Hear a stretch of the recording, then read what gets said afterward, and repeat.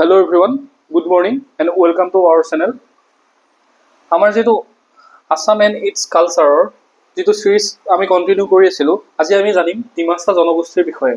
আপোনালোক সকলোৱে জানে যে অসমত বিভিন্ন ভাষা ভাষী আৰু বিভিন্ন জনগোষ্ঠীৰে পৰিপূৰ্ণ হৈ আছে অসমৰ সংস্কৃতি আৰু তেওঁলোকৰ সেই জনগোষ্ঠীসমূহৰ উৎসৱসমূহে হওক তেওঁলোকৰ কালচাৰ হওক বা তেওঁলোকৰ সাজপাৰে হওক সেই গোটেইখিনি অসমৰ সংস্কৃতি এক চহকী কৰি ৰাখিছে। সেইকাৰণে আমি প্ৰতিটো জনগোষ্ঠীয়ে মূল উৎসৱসমূহ তেওঁলোকৰ মূল সাজপাৰসমূহৰ নামসমূহ আৰু তেওঁলোকৰ খাদ্য সম্ভাৰ আৰু সেই জনগোষ্ঠীটোৰ এক সম্পূৰ্ণ গোটেই কালচাৰটোৰ বিষয়ে গোটেই সংস্কৃতিটোৰ বিষয়ে আমি জানিম। কিয়নো আমাৰ এক্সামত এই প্ৰতিটো জনগোষ্ঠীৰ বিষয়ে এটা বা দুটা কুৱেশ্যন আহে যে এই উৎসৱটো কোনটো জনগোষ্ঠীয়ে পালন কৰে বা এই সাজপাৰযোৰ কোনটো জনগোষ্ঠী, সেয়া তেনেধৰণৰ কুৱেশ্যন আপোনালোকে এক্সামত আহি থকা দেখা পাই থাকে বা এক্সামত আপোনালোকে তেনেধৰণৰ কুৱেশ্যন পাই থাকে। আৰু এটা কথা আপোনালোকক ক্লিয়াৰ কৰি দিওঁ যে মোৰ ইয়াতে যিসকলে MCQ পঢ়িম বুলি আহিছে বা MCQ চাই পেলাই মই এক্সাম দিব যাম বুলি ভাবিছে তেওঁলোকে মোৰ এই চেনেলটো নোচোৱাই ভাল। মই ক্লিয়াৰ কাট কথাটো ক'ব বিচাৰোঁ। মই আপোনালোকক কনচেপচুৱেল পঢ়াম, কনচেপচুৱেল ডাটা দিম, কনচেপচুৱেল আপোনালোকক সম্পূৰ্ণ এটা ক্লিয়াৰিটি দিম।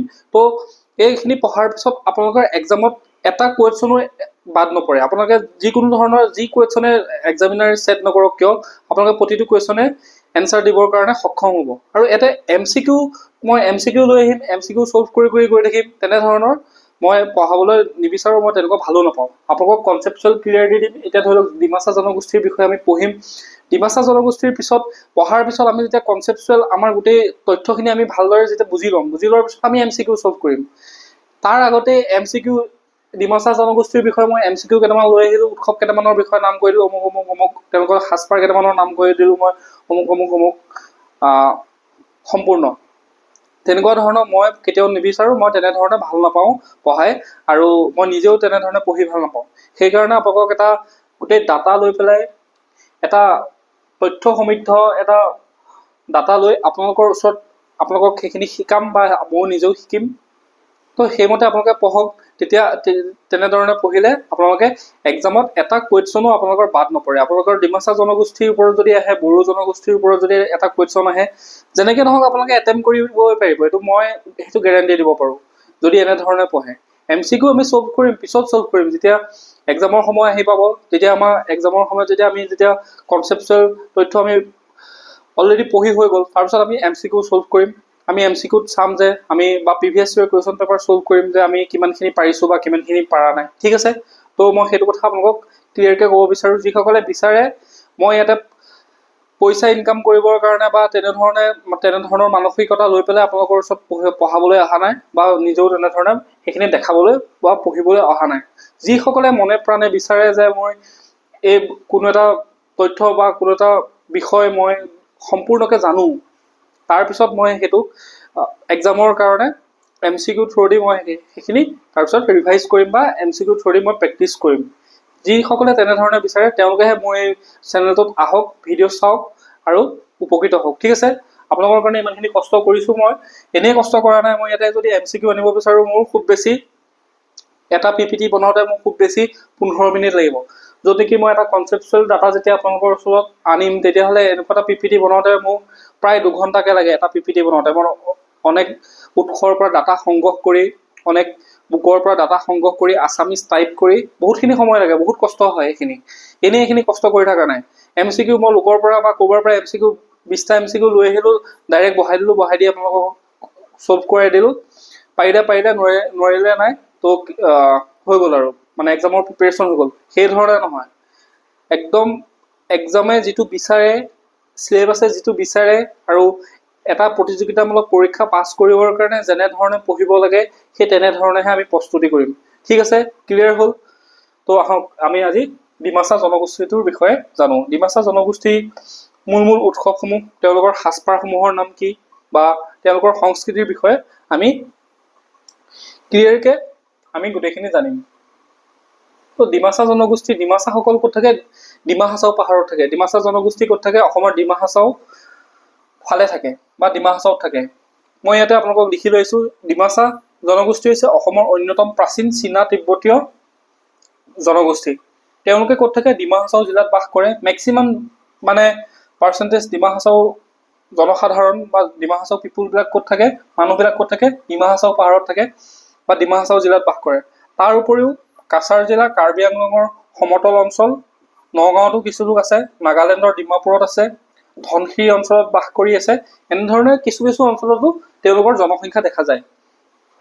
অতীতত ডিমাছাসকলে ডিমাপুৰৰ ৰাজধানী পাতি বাস কৰিছিল আৰু ডিমাছাসকলে ক'ত বাস কৰিছিলে, ডিমাপুৰত তেওঁলোকৰ যেতিয়া ৰজা আছিলে, ৰজাৰ সময়ত সেই সময়ত তেওঁলোকে ক'ত আছিলে, ডিমাপুৰত ৰাজধানী পাতি পেলাই তেওঁলোকে বাস কৰিছিলে।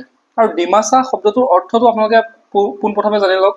ডি মানে হৈছে পানী, মা মানে হৈছে বৃহৎ আৰু চা মানে হৈছে সন্তান। অৰ্থাৎ ডাঙৰ নৈ সন্তান, মানে বৃহৎ এখন নৈ তেওঁলোক সন্তান বুলি তেওঁলোকে নিজকে পৰিচয় দি ভাল পায়। ডি মানে হৈছে পানী, মা মানে হৈছে বৃহৎ, চা মানে হৈছে সন্তান, অৰ্থাৎ বৰনৈ সন্তান। ঠিক আছে, ক্লিয়াৰ হ'ল?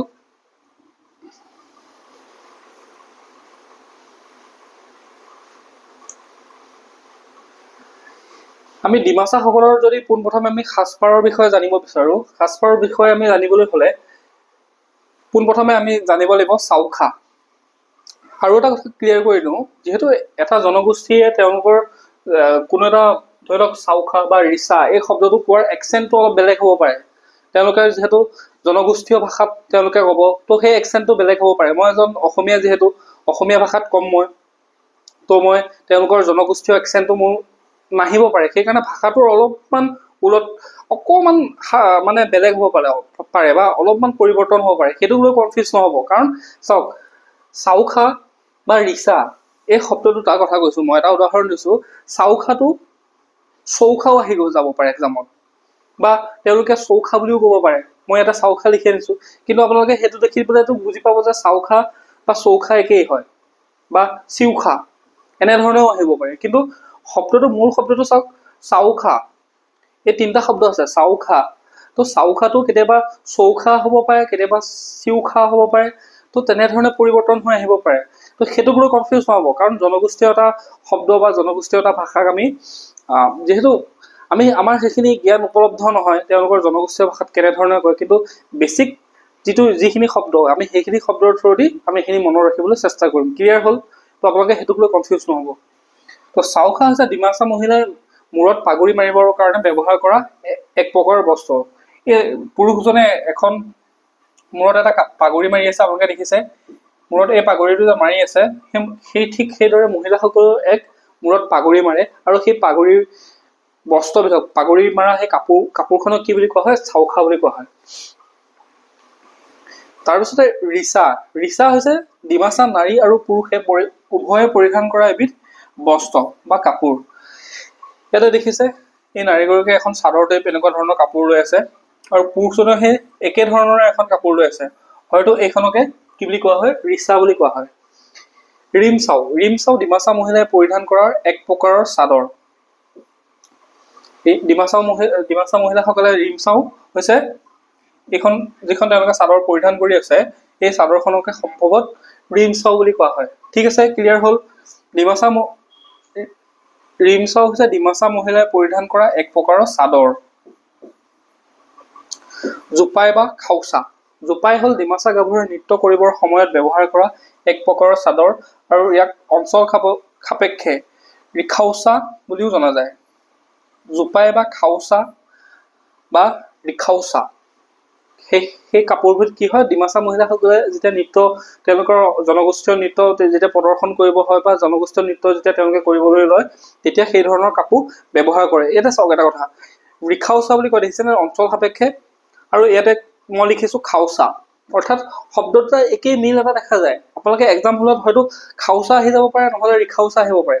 সেইটোক লৈ কনফিউজ নহ'ব। কাৰণ জনগোষ্ঠীয় শব্দ যিহেতু মই কৈ আছোঁ, তেওঁলোকৰ একচেণ্টটো বেলেগ, আমাৰ একচেণ্টটো বেলেগ। চ' আমি খাউচাটো, যদি খাউচা আহিলে আমি পঢ়ি গৈছিলোঁ ৰিখাউচা, তেতিয়াহ'লে আপোনালোকে সেইটো অলপ কোৰিলেটেড কৰি ল'ব, মানে অলপমান সম্পৰ্কিত কৰি ল'ব যে এইটোৱে হ'ব পাৰে। ঠিক আছে।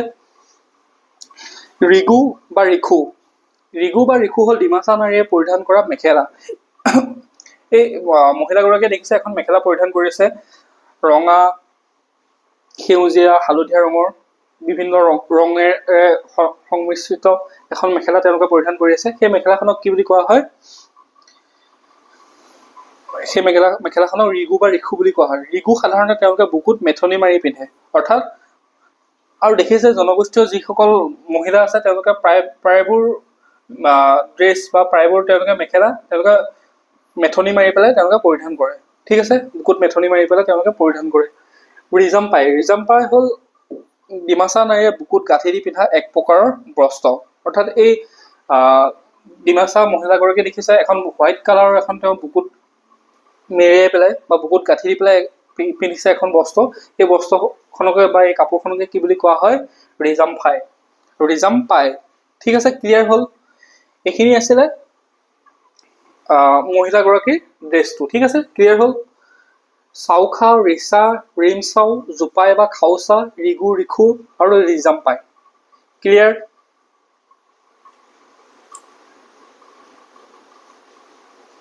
আৰু সেই একেধৰণৰ মহিলাৰ যি নাম আছে, মহিলাৰ নামৰ যি বস্ত্ৰকেইটা আছে বা কাপোৰ কেইখন আছে, সেই তেনেকুৱা ধৰণৰ কাপোৰ পুৰুষেও পিন্ধিব পাৰে। দুই এটা কাপোৰ বাদ দি পেলাই তেওঁলোকে তেনেকুৱা দুই এখন কাপোৰ বাদ দি পেলাই বাকী এখন দুখন কাপোৰ পুৰুষেও পৰিধান কৰিব পাৰে। ঠিক হ'ল? তো অলংকাৰ, ডিমাচা নাৰীয়ে খাদু ডিমা, কাণফুলি, চন্দাৱলী, পোৱাল, ৰাং বাৰ্চা, খাম উঠাই, চামঠক আদি পৰম্পৰাগত অলংকাৰ পৰিধান কৰে। অৰ্থাৎ তেওঁলোকে দেখিছে গলত এনেকুৱা ধৰণৰ মণি পিন্ধি আছে ডিমাচা মহিলাগৰাকীয়ে, পুৰুষজনেও পিন্ধি আছে। এই মণিবিলাকৰ নামবিলাক কি কি হয়, বা কাণত তেওঁলোকে এনেকুৱা ধৰণৰ কাণফুলি পিন্ধিছে। তো সেই মণিবিলাকৰ নাম হৈছে খাদু ডিমা, কাণফুলি, চন্দাৱলী, পোৱাল, ৰাং বাৰ্চা, খাম উঠাই, চামঠক আদি পৰম্পৰাগত অলংকাৰ। ক্লিয়াৰ? তাৰপিছতে খাদ্য সম্ভাৰৰ বিষয়ে যদি কওঁ, ডিমাচাসকলৰ পোনপ্ৰথমে এটা মষ্ট ফেমাছ যিটো GI টেগ পাইছে আমাৰ নৰ্থ ইষ্টৰ ভিতৰত ফাৰ্ষ্ট GI টেগ পোৱা, সেইটো হৈছে জুদিমা। জুদিমা হৈছে এবিধ ৰাইচ বিয়েৰ, চাউলৰ পৰা তৈয়াৰ কৰা এবিধ শীতল পানীয় বুলি ক'ব পাৰে, বা চাউলৰ পৰা তৈয়াৰ কৰা এবিধ মদ। তো সেই জুদিমাই কি পাইছে? GI টেগ পাইছে। ফাৰ্ষ্ট নৰ্থ ইষ্টৰ পৰা ফাৰ্ষ্ট GI টেগ পোৱা এনেকুৱা ধৰণৰ শীতল পানীয় বিধৰ নাম কি? জুদিমা। ঠিক আছে, জুদিমা মনত ৰাখিব।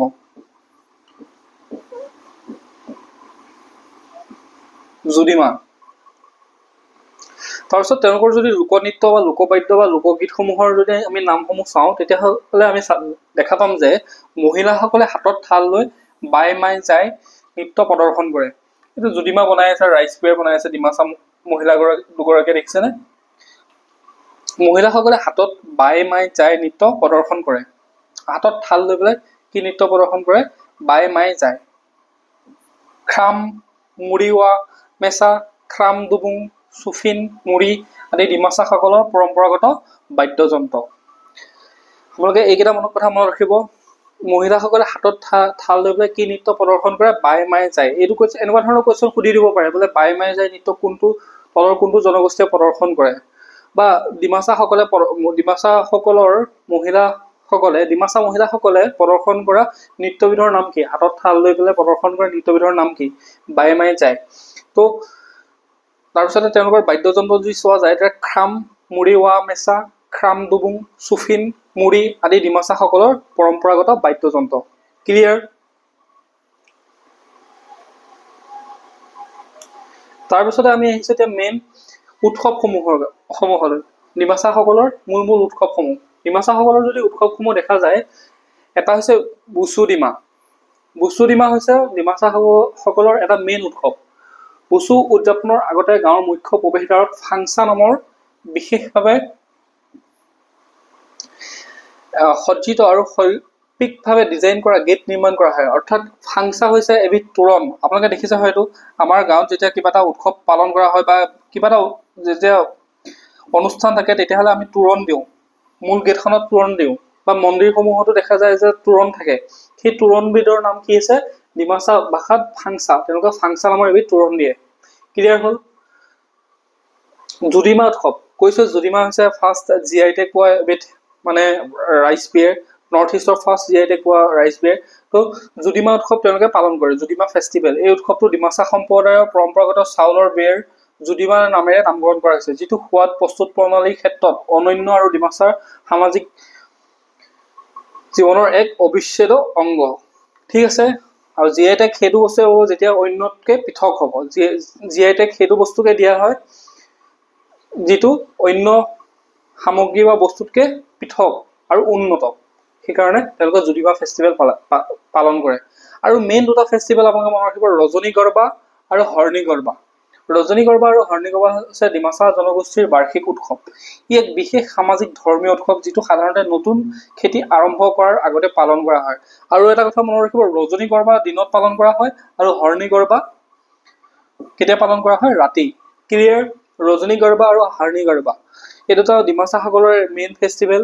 বুচুডিমা হৈছে এটা ফেষ্টিভেল, আৰু ৰজনী গৰ্বা আৰু হৰ্ণী গৰ্বা। ৰজনী গৰ্বা আৰু হৰ্ণী গৰ্বাৰ পৰা বহুত কুৱেশ্যন অহা দেখিছোঁ মই অসমৰ প্ৰিভিয়াছ ইয়েৰ কুৱেশ্যন পেপাৰ যদি দেখা যায়, অসমৰ যিবোৰ এক্সাম পাতে তাতে ৰজনী গৰ্বা আৰু হৰ্ণী গৰ্বাৰ কথা সুধিছে। মনত ৰাখিব, ডিমাচাসকলৰ এবিধ ফেষ্টিভেল। ৰজনী গৰ্বা পালন কৰে দিনত আৰু হৰ্ণী গৰ্বা পালন কৰা হয় ৰাতি। ক্লিয়াৰ? তাৰপিছতে নৃত্য যদি চাওঁ ডিমাচাসকলৰ, ডিমাচা মহিলাসকলে নৃত্য কৰি থকা আপোনালোকে দেখিছে। নৃত্য যদি চাওঁ, বাইডিমা, বাইডি যোৱা, বাই ডেম্প্ৰা, বাই মাই যায়। এই বাই মাই যায় বিষয়ে মই কৈ আহিছোঁ অলপ আগত, হয়নে নহয়? বাই মাই যায় বিষয়ে কৈছোঁ নে নাই? তাৰ বাহিৰেও কি আছে? বাই ডেম্প্ৰা, বাই দি যোৱা, বাই দি মা।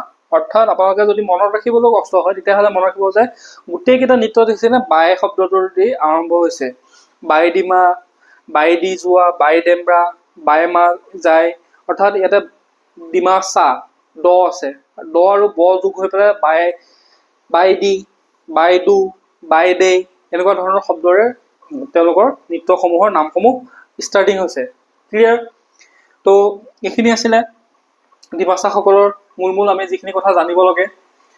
তো আপোনালোকে যদি ভিডিঅ'টো ভাল পালে লাইক কৰিব আৰু লগৰ বন্ধুবৰ্গৰ মাজত শ্বেয়াৰ কৰক। কিবা যদি জানিব লগা আছে, সুধিব লগা আছে, কমেণ্ট ছেকশ্যনত লিখক আৰু চেনেলটো ছাবস্ক্ৰাইব কৰি পেলাই ন'টিফিকেশ্যন বেল আইকনটো প্ৰেছ কৰি লওক। তেতিয়া মই আপোনালোকে যি ভিডিঅ' আনো সেই ভিডিঅ'সমূহ পাই থাকিব। মই প্ৰথমতে আপোনালোকক ক্লিয়াৰ কৰি দিছোঁ মই কেনেধৰণে আপোনালোকক পঢ়াব বিচাৰোঁ বা কেনেধৰণে আপোনালোকৰ ওচৰত তথ্যসমূহ দাঙি ধৰিব বিচাৰোঁ। তো সেইমতে মই আপোনালোকক গোটেইখিনি অসমৰ আছাম এণ্ড ইটছ কালচাৰ টপিকটোৰ, অসমৰ সংস্কৃতিৰ টপিকটোৰ যিমানখিনি কথা আমি জানিব লাগে গোটেইখিনি কথা আমি সম্পূৰ্ণ অসমীয়াত ধুনীয়াকৈ আমি কথাখিনি জানিম। ক্লিয়াৰ? ঠিক আছে, থেংক ইউ।